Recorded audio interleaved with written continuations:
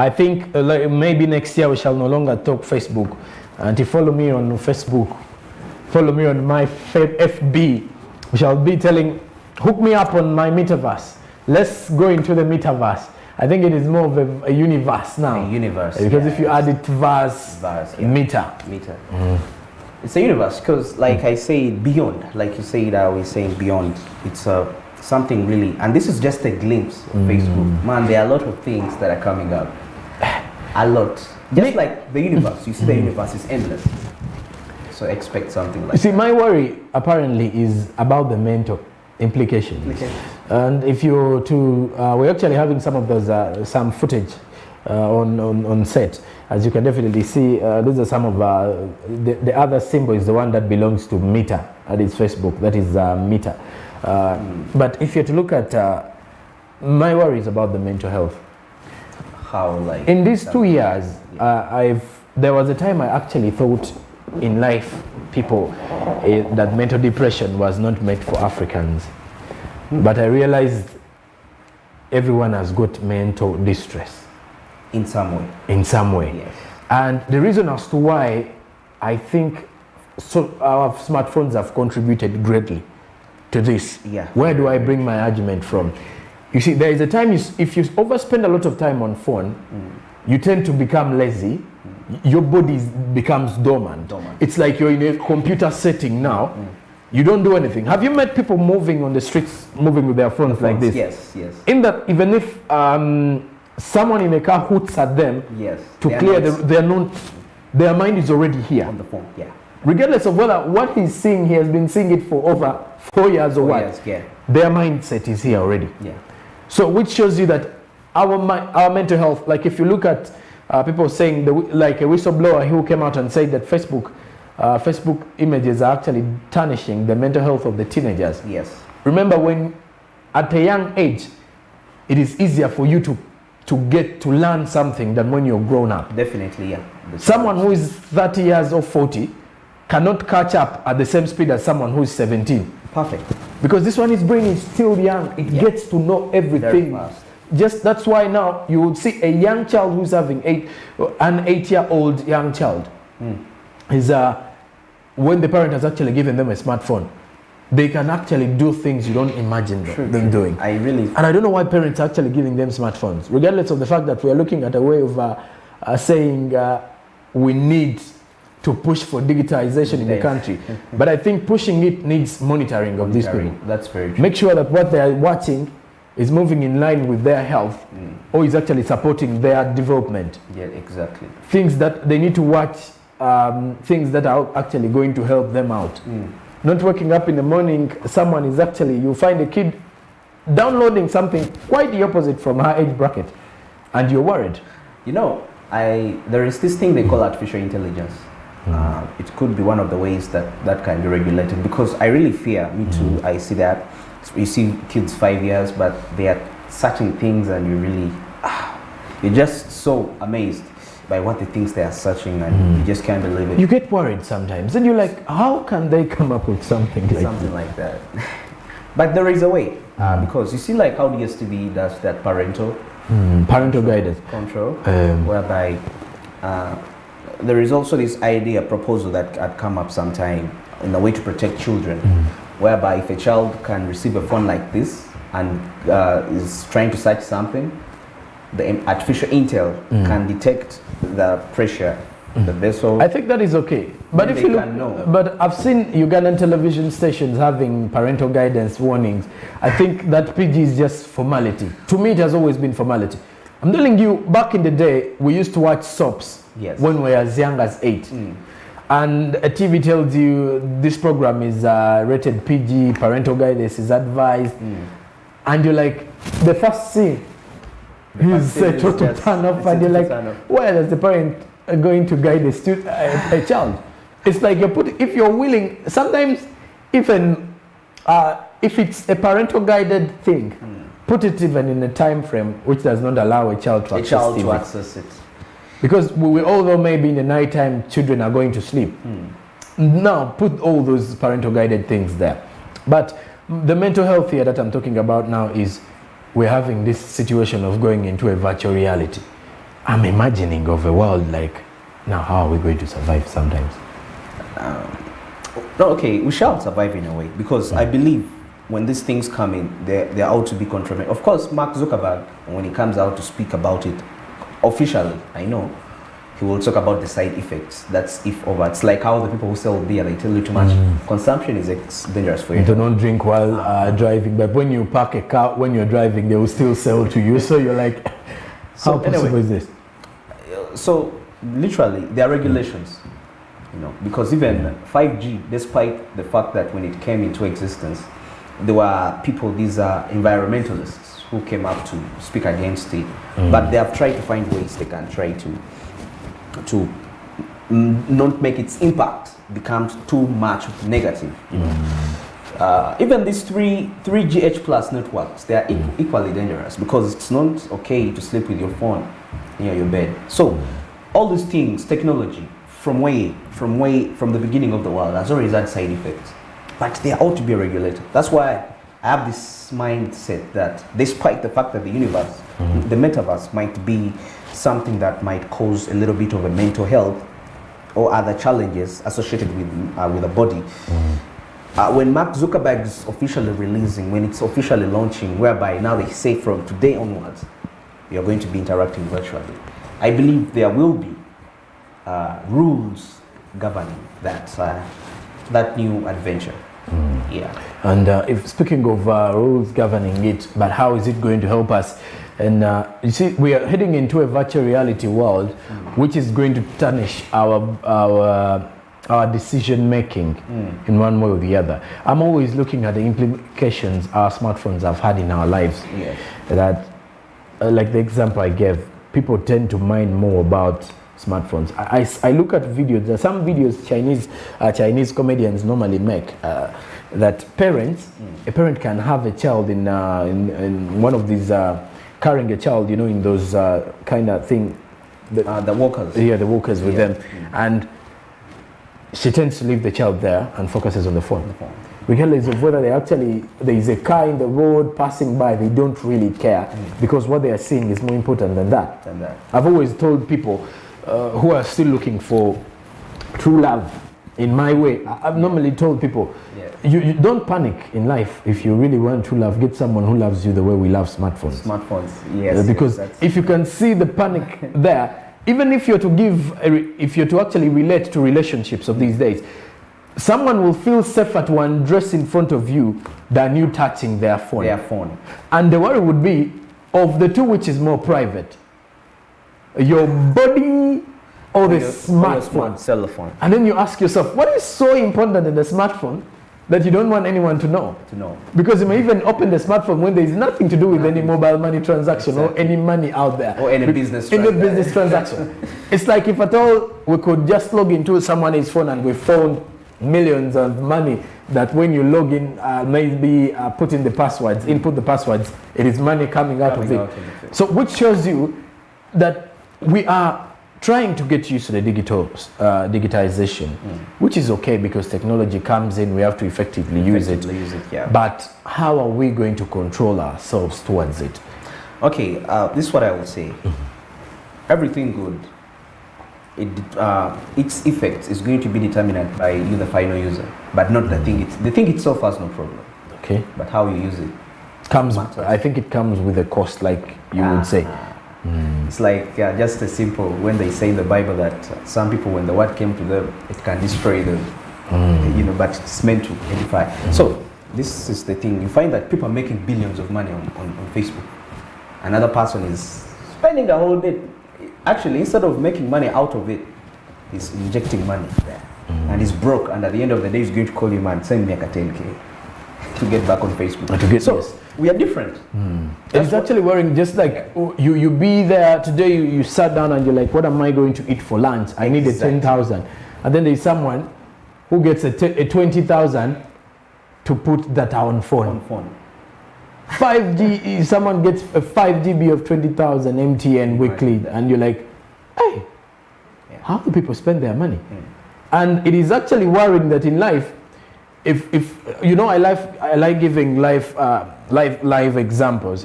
It's so amazing that You can actually do more. I'm someone who prefers getting to a phone call, but of late people prefer you texting them more. I just really, because the text, to me, personally, I don't, I prefer face to face actually. Because remember, when you're doing a text, you don't read emotion. Someone is going to send you a different picture, and yet I think that is why people are mentally depressed. Exactly. You have no one to run to. Yes. You're just hiding in the face of social media. You're planning, you're hiding things out to the people, telling them, now you see, I'm okay, posting pictures of happiness, memories. Yet the truth is you're in bed, feeling down, feeling low. You don't want to talk to anyone. You are just hiding behind the phone. And I think this is where the mental distress comes in. You know, somebody, to add on what you said, somebody one day said, on Facebook, everyone is a CEO. Then why are we still crying of unemployment rates? Now, see, somebody is posting, is showing all these things. Good life. He's the CEO of some. Perhaps maybe he has just thought of a company idea. It's like, okay, I'm going to call this company this. Then he puts on his Facebook, CEO, but the company doesn't exist. So somehow, because of the mental slavery, they end up having this picture that they are a CEO, but later life catches up with them. Because when people see you on your social media, because of of how you've made your profile, there is a picture they have about you.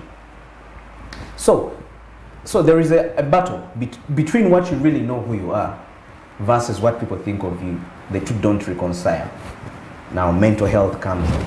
Okay. So we better use these social media platforms. And one may wonder why are we bringing in the mental health? We've been discussing Facebook is rebranding from Facebook to Metaverse.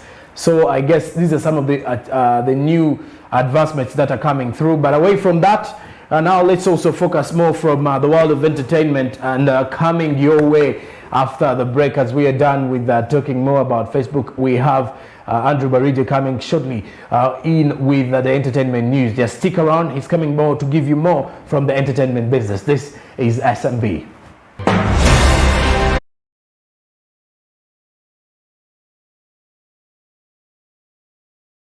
Smart means business. Welcome to this segment where we bring you the latest and the entertainment news, but in terms of the business sector. But today we are going to look at something a little bit unique in this session. Though we are going to talk about some few of the latest updates, but today we are going to talk about the leading movie distribution studios in Hollywood. You know, there are quite so many companies in Hollywood, and most of you love these movies so much. Personally, when I used to watch the movies back in the days, I used to have my favorite companies. Whereby whenever I could see a movie start and this company shows up on the logo, like the company logo shows up, I would know definitely this is a very nice movie to watch. Even you personally, you have your own companies you look up to. Now, personally, in my opinion, I like Universal Pictures. It's always my favorite, and whenever a movie starts and I see the Universal Pictures, I feel the life. I know sometimes I don't even pay attention to the content of the movie. Yes, because of the brand Universal Pictures has created, it never produces something and it flops. So now to kick off the countdown, the top 10 distributing movie studios in Hollywood, guess what? Universal Pictures comes number one. My favorite, as usual. Yes, it comes number one with a list of quite so many movies it has distributed. Universal Pictures is one of the oldest movie studios in Hollywood. It started in 1912. Yes, it's one of the oldest movie companies. It started in 1912, and it's owned. Yes, it's owned by Comcast company. Yes, it's also some of other companies which are under Universal Pictures includes NBC Universal. Yes, NBC Universal is one of the, it's like some kind of a distributor whereby if a movie is released with the Universal Pictures, it goes through the NBC Universal. So when we look at the movies this company has done and the movies that have really grossed big on the box office, there are quite so many. One of them which I'm going to mention before I even go through the top list, Fast and Furious series. Yes, the late Paul Walker, where he featured Vin Diesel in this series. Yes, it's one of the movies that it has featured on. Another movie, Jurassic World. Jurassic World is one of the movies which Universal Pictures has worked on, a movie that really grossed so big. Then there is Despicable Me. This is an animation, which personally I'm not so big. I'm not a big fan of animations, by the way. Though they really sell too much. Personally, I just don't like things which don't seem real. And to me, the world of animation seems to be too. I like things that are a bit serious. I don't know, and they make actually more money. So Universal Pictures comes number one. It grosses about 20 billion US dollars. Like so far, ever since it's been in existence, that's its net worth. And on a monthly, not really monthly, but on a yearly basis, it generates revenue of about 900 million US dollars. Ranking as number two comes Warner Brothers Pictures. Yes, Warner Brothers Pictures. When I talk about Warner Brothers Pictures, I know what comes in my mind in most cases is HBO Max. HBO Max being the streaming site for Warner Brothers Pictures, so that's what really rings into mind. Warner Brothers Pictures is known for quite so many blockbuster movies, a success of movies. And one thing you need to know: Warner Brothers Pictures bought DC Comics. Yes, DC Comics is under Warner Brothers Pictures. When I talk about DC Comics, if you watch the Batman movies, Superman movies, the Wonder Woman movies, Aquaman, all that's under DC Comics. You know, there is a difference between DC Comics and Marvel. Marvel has what we call the Avengers, and DC Comics has the Justice League. So these are two different. So Warner Brothers Pictures actually purchased that company, DC Comics. Ranking number two on the list, 10 movies. It's a production company, American diversified multinational media and entertainment conglomerate, quoted at the Warner Brothers Studios complex. And Warner Brothers Pictures is in California, a member of the Motion Picture Association. Warner Brothers is one of the big 5 major American film distribution in Hollywood. It's known for its film division, the Warner Brothers Pictures Group, which includes Warner Bros. Pictures, New Line Cinema. New Line Cinema is just one of the distributors of Warner Brothers Pictures. When Warner Brothers releases movies, it distributes them through that one of the companies, that's New Line Cinema. So let's take a look at some of the movies Warner Brothers Pictures has produced. My favorite one, Harry Potter and the Deathly Hallows. Yes, part 2. That's one of the most grossing movies of all the time. Not even all time. It's simply because it featured that guy called Daniel Radcliffe, one of the youngest actors we have in Hollywood. Yes, actors. So that's one of the movies Warner Brothers Pictures has worked on. It was really something that went so far. Aquaman, like I told you, Aquaman is part of the DC Comics, and DC Comics is under Warner Brothers Pictures, and Aquaman grossed about $1 billion US dollars. Other movies, The Joker. For those of you who used to watch Batman, you know that guy is really so hilarious in his movies. And The Joker made about $1 billion US dollars, like gross. Then The Hobbit, yes, Hobbit, that adventure movie. Actually, I really like adventure movies. That Hobbit was really something so good. Then The Dark Knight Rises, the Batman, still Warner Brothers Pictures, DC Comics, they came together. Then number three, guess what? You know, today I'm going to talk about the top 5, then the next time we shall talk about the other 5. So we are going to have it in phases. That's number 3 comes Columbia Pictures. Columbia Pictures, you know that where it starts when there is that lady that has, it's like the Statue of Liberty. Yes, Columbia Pictures, indeed, Liberty. Columbia Pictures ranks third on this list of the top movie production companies in the world, in Hollywood actually. Columbia Pictures is an American film studio production and distribution company. You know, despite the production side of it, they are also distributors. They distribute the movies to the people. Like another company can make the movie and Columbia Pictures decides to distribute. It's also a member of the Motion Picture of America under the Sony Group. Yes, Sony Pictures is under the Sony, the Columbia Pictures is under the Sony Group. It has quite featured on so many movies that have really made a lot of money. One of them includes Spider-Man, Away From Home. Not Away, Far From Home. That Spider-Man movie grossed quite some good money, about $1.1 billion US dollars. Yes. Columbia Pictures is also responsible for one of the James Bond movies called Skyfall. Skyfall is so amazing. These are detective movies whereby we see what happens in the world of the MI6, Military Intelligence Sector 6. So they really go into the deep to really do these researches. Then other movies, Venom. Yes, Venom. Currently we have Venom Part 2, The Rise of Carnegie. Let There Be Carnegie, which is one of the movies that actually are leading on the box office. Though the first Venom grossed about 853 million US dollars. Yes, so number four company. Guess the number 4. Walt Disney. I like Disney. It's, you know, so many people associate Disney with being kiddish stuff, but it really has the mature movies which you can watch as a mature person, 20 years plus, however much it caters for. Actually, that's why it's been making quite a lot of money, because it's quite versatile in its movie production. It makes some movies that cut across. Walt Disney, we know it for Marvel, yes, because Marvel is under Walt Disney. And when I talk about Marvel, of course, definitely you know the movies that Marvel has made. And one of them, which up to now has become the best movie that has grossed ever, that is Thor Endgame. Ender's Game, no, not Thor, sorry.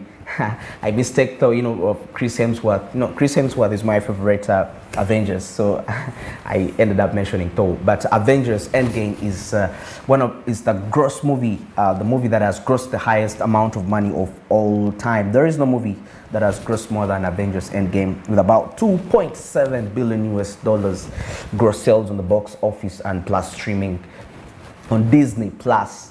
Ender's Game, and we expect probably the way it ended.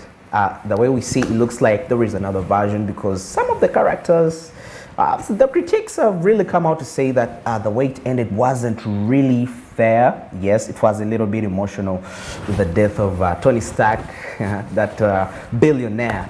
So Walt Disney has produced all those movies. It's under those movies, the Infinity War, Avengers, the first Avengers. Yes, so that Walt Disney comes number 4. And number 5, it's not a surprise, it's Marvel. Yes, of course, the father is above and the son is down. So Marvel is a subsidiary of Walt Disney Company, and it has produced quite so many movies we've watched. You know, no, talking about the box office movies, Marvel, so many times when a movie starts and they see Marvel, of course, definitely you know what it's going to be about. It's going to be the sci-fi movie, and you expect quite a lot of fun and entertainment in the movie. Yes, so Marvel comes number 5. And when I talk about the movies that Marvel has done, there is no difference with Walt Disney, because they're father and son. So Infinity War, Avengers. Then Marvel, talking about Marvel recently is working on a movie. It's going to be released, I think, in a week from now. It's called The Eternals. The Eternals is an upcoming movie, though critics have come up to say, it's not really that good. It's not really that good. It may not gross. So far, on the website Rotten Tomatoes, which is a critique site, so far they are ranking it 60. Yeah, I think 63%. That's really quite a low ranking for a movie on the Rotten Tomatoes. So they are ranking it that way because, I don't know.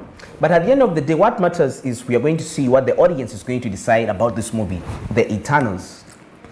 This movie, the gross budget for The Eternals is 200 million US dollars. Like that's the budget of the movie, 200 million US dollars. And we expect it to gross quite above that. So we don't know. I don't know whether the critics are going to influence the people to watch this movie or not, because we've seen movies which have been given thumbs up by the critics and the audience gives it a thumbs down.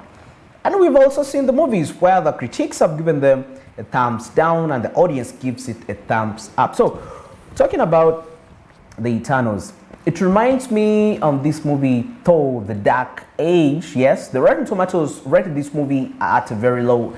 It was about 63%, but surprisingly, the movie grossed 624 million US dollars on the box office.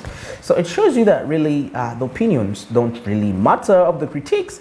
Yes, critics are entitled to their opinions because they speak according to how they see the things, but the reality is that things change in the real world. People see things differently from critiques, and some of them actually are paid to give the movies thumbs down. So if you're a movie maker out there, a local movie maker, let the critics' view not really put you down, because that's going to block you from making millions of money from your creative art.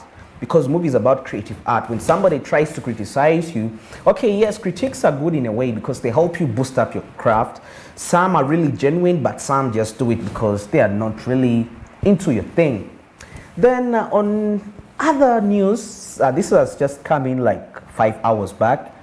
Apple Music and Comcast is the parent company of Universal Pictures, have signed a deal together for streaming rights, whereby some of the Apple like songs, Apple catalogs, I mean albums of artists, those songs which Apple has rights over will be found on Comcast platforms, whereby they can be streamed there. So far, the Apple and Comcast have come up to sign a memorandum of understanding. This came as a breaker, it came as a surprise. I also didn't see this coming, but it came up. So for now, that's it for the entertainment, from the world of entertainment. Like I said, when we come back next time, we shall be talking about the other 5 distribution movie companies. Thank you so much. Keep watching Smart 24 TV.